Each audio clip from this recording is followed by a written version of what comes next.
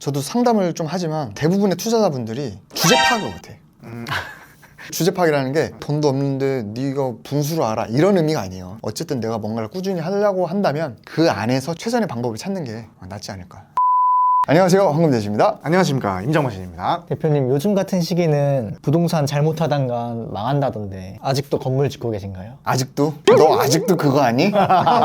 죄송합니다. 아직도 건물 짓고 있어서. 계속 짓겠습니다. 다른 영상에서도 소개드렸지만 건물 짓는 게 사실은 투자 중에서 가장 통제할 수 있는 범위 내에 있다 이런 말씀을 드렸죠. 저희는 이게 업이다 보니까 가만히 있는 것보다는 조금 덜 한다라고 생각을 해야 될 것 같아요. 화랑기 때는 동시에 막 두세 개를 짓는다라고 하면은 지금은 조금 약간 뭐 1년에 한두 개? 제 주변에 시행하는 분들도 보면 진짜 화랑기 때나 시장 좋을 때는 뭐 1년에 4-5개씩 막 시행하는 분들도 요즘에는 쉬거나 뭐 어쩌다 하나 뭐 이런 식으로 합니다. 그나마 디벨롭은 어쩌다 하나라도 할 수 있는 이유가 그 시장 안에서 예측 가능한 또 내가 통제할 수 있는 범위 내에 있기 때문에 할 수 있다. 저는 그렇게 생각을 합니다.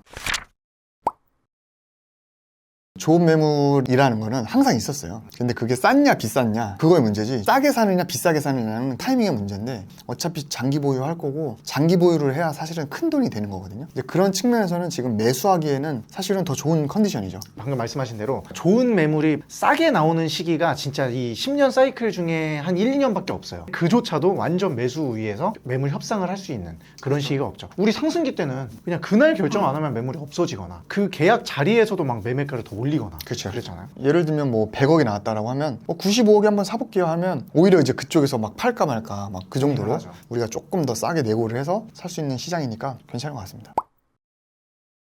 우리 이 질문이 항상 어려운 것 같아요. 디자인, 뭐 어떤 이런 것도 다 매력이지만 일단 땅을 보잖아요. 저희는 사실은 이제 건물을 짓는 행위를 거의 메인으로 하다 보니까 건물보다는 건물을 지을 그 땅 자체를 보죠. 그러니까 어떤 지역의 어떤 입지인지 필지의 컨디션이 어떤지 땅값도 보고 그 매도자의 컨디션도 봐요. 팔려고 하는 사람이 뭐 명도를 해주냐 뭐 용도 변경이나 멸시를 해주냐 뭐 협조를 잘 해주느냐 뭐 그런 것도 사실은 그 땅의 저는 가치 중의 일부라고 보거든요. 그 다음에 이제 매력적인 건물이라고 하면은 건물 디자인과 실사용성과 필지를 이용해서 좀 지하층을 지상에 노출시킨다던가 뭐 이런 것들이 매력적인 건물인 것 같아요. 단순히 외관이 아니라 그 기능적인 면. 그래서 뭐 일부 다른 이렇게 디벨롭 하는 분들 보면 단순히 그냥 땅 사서 건물 짓고 하는 기술적인 기계적인 약간 그런 요소만 하는데 매각되려면 실사용자가 얼마나 쓰기 좋느냐 그렇죠. 약간 그걸 좀 따져야 되는데 똑같은 30평 30평인데 여기는 예를 들면 코어가 구석에 있어서 공간을 좀 효율적으로 쓸 수 있고 여기는 코어가 가운데 있어서 공간이 되게 비효율적이고 약간 그런 것도 있어요. 단순히 평당 임대료가 똑같다 하더라도 똑같은 30평이다 하더라도 이게 더 잘 팔리겠죠. 뭐 그런 것도 있고 뭐 작게는 뭐 화장실 변기 위치나 변기 개수 뭐 그런 디테일한 것까지 해서 그런 게 사실 디벨롭에 좀 영향이지 않을까 저는 그렇게 생각합니다. 지역이랑 입지가 중요하다고 말씀하셨는데 그러면 땅을 볼 때 서울이랑 지방 땅을 보는 관점이 다를까요? 저는 그렇게 봐요. 저도 상담을 좀 하지만 대부분의 투자자분들이 주제 파악을 못해. 주제 파악이라는 게 돈도 없는데 네가 분수를 알아 이런 의미가 아니에요. 본인이 뭘 원하는지 몰라. 그렇죠. 목표가 좀 불분명하다. 그렇죠. 듣다 보면. 그냥 상담하러 와서 저 뭐 엄마가 땅 갖고 있는데 어떻게 해야 돼요? 나 지금 10억 있는데 어떻게 해야 돼요? 영업적으로 접근하면 그냥 저한테 투자하세요. 제가 땅 하나 있으니까 이거 그냥 사세요. 영업적으로 하면 그럴 수 있는데 사실은 상담할 때 이게 종합 솔루션이 돼야 되거든. 근데 그러려면 본인이 원하는 게 뭔지 알아요. 자산 컨디션, 지금 나이, 자녀가 있는지, 그러면 자금 계획, 내가 지금 소득이 얼마나 있는지 뭐 그런 것까지 종합적으로 고려했을 때 서울이 맞을 수도 있고 지방이 맞을 수도 있어요. 서울은 정답, 지방이 오답 이런 건 없습니다. 누구에게는 수익률이 높은 지방이 맞을 수도 있고 어떤 사람한테는 서울이 맞을 수도 있는 거예요. 수익률이 높은 지방이라고 하셨는데 그러면 임대 수익률이 지방이랑 서울이랑 차이가 많아요? 야 이거 해야지. 야. 다 준비가 돼 있네요. 그럼 율이라는 게 이게 사실은 비율을 얘기하는 거죠. 분모가 있고 분자가 있는 거야. 수익률이 높다라는 거는 분모는 낮고 분자가 높겠죠. 이거 무슨 수학 시간이야? 그러니까 갑자기 그러면 여기 건물을 지을 때 분모는 뭐야? 이게 사실 여러분들 원가입니다. 원가. 원가라는 게 아니라 투자금을 얘기하는 겁니다. 투자금은 토지비 플러스 이제 건물을 지을 때 들어가는 이제 뭐 건축비가 있겠죠. 거기에 이제 뭐 부대 비용이죠. 여러분 부대 비용을 좀 질문을 많이 하시는데 토지비, 건축비 빼고 다 들어가는 거야. 다. 그래서 이자는 어떡하냐? 건물 짓는 동안에 낼 이자를 다 계산해서 거기에 다 포함되는 거예요. 이게 원가죠. 그렇게 했을 때 이게 뭐예요? 이게 월세겠죠. 자, 그럼 지방은 요 토지값이 싸요, 비싸요? 싸요. 싸잖아요. 네. 그러면 이제 지방은 이제 원가 내려가는 거야. 근데 건축비랑 부대 비용은 비슷하겠죠. 평택에 짓나 수원에 짓나 서울에 짓나 뭐 일부 차이는 있겠지만 똑같은 스펙이라면 똑같은 시공사라 한다라고 한다면 비슷하겠지. 근데 월세는 어때요? 월세는 서울이 비싸지. 그다음에 지방은 좀 덜 비싸지. 그런데 이 토지가 떨어지는 것보다 이 서울이 그만큼 비싸냐 했을 때 이게 더 크다라는 거야. 그러니까 예를 들면 서울은 땅이 100이야, 지방은 30원인 거야. 그렇게 했을 때 서울의 월세는 얼마죠? 50이야. 자, 그럼 수익률이 얼마야? 50%인 거야.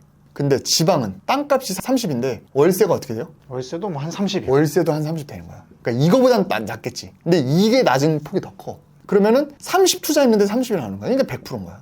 나는 이 월세를 극대화하고 싶다라고 하면은 이 수익률이 중요하다라고 하면은 이게 맞네. 지방이 맞는 거예요. 그런데 나중에 봤을 때 이 100원짜리가 200원이 됐을 때 이 30원짜리는 얼마가 되죠? 한 뭐 40원이나 50원 될 거야. 그러니까 이게 2배가 오를 때 요거가 2배가 똑같이 오르기에는 조금 애매하죠. 왜? 이게 더 좋은 땅이니까.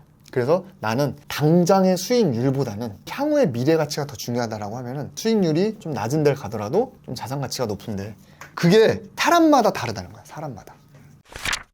그리고 만약에 건물 지어서 뭐 분양을 할 거냐 아니면 통으로 보유를 할 거냐 심지어 더 미시적으로 들어가면 월세 세팅이냐 전세 세팅이냐 근저당을 남길 거냐 갚을 거냐 뭐 그런 여러 가지 조건들이 사실은 개인마다 상황마다 다 다르다 그렇게 보시면 됩니다. 그리고 이게 지금 이거에 따라서 서울 지방 얘기가 나왔지만 서울 안에서도 내가 공투냐 혼자냐에 따라서도 입지 선정이 달라져요. 전략이 아예 달라지고 그 다음에 그 입지 선정을 했을 때 내가 뭐 어떤 상황이냐에 따라서 어떤 건축물을 지을 거냐도 달라져요. 이 종합적으로 저는 이 건물 기획이라고 얘기를 하는데 이 건물 기획이라는 게 결국 주제 파악, 본인이 뭘 원하는지 알아야 사실 이런 솔루션이 나온다.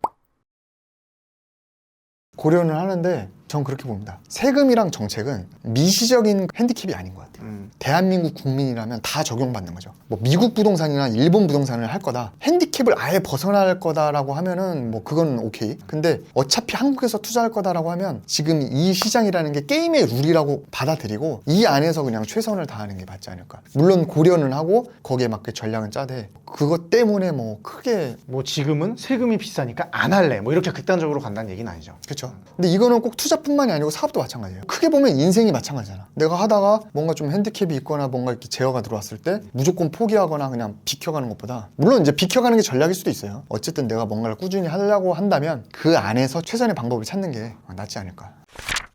여러분들이 건물 투자하실 때 단순히 내가 뭐 5억이 있는데 그냥 뭐 돈 벌고 싶어요. 막연히 그냥 돈을 벌고 싶은 게 아니고 내가 지금 앞으로 어떤 인생을 살 것이냐, 내가 지금 무슨 일을 하고 있는지, 사업을 계속 할 거냐, 직장을 계속 다닐 거냐, 결혼을 앞두고 있느냐, 이 자본금이 나중에 상속까지 할 거냐, 더 미시적으로 갔을 때 어떤 건물이냐, 어떤 입지냐, 어떻게 세팅할 거냐까지, 명의는 뭘로 할 거냐, 공투냐 혼자냐, 그러니까 모든 것들이 다 본인의 조건으로부터 나온다. 나한테 맞는 전략, 그런 걸 찾는 게 저는 굉장히 중요하다. 그래서 자기 자신을 먼저 분석하고 그 다음에 차차 투자 건물 공부를 해 나가시면서 결정을 하시면 좋을 것 같고, 저희가 유튜브에서 건물 얘기는 많이 하니까 어쨌든 건물에 관심 있으시면 영상들 많이 보시면서 나한테 맞는 건물이나 디벨롭 방향 이런 것도 좀 고민을 해보시면 좋을 것 같습니다. 감사합니다.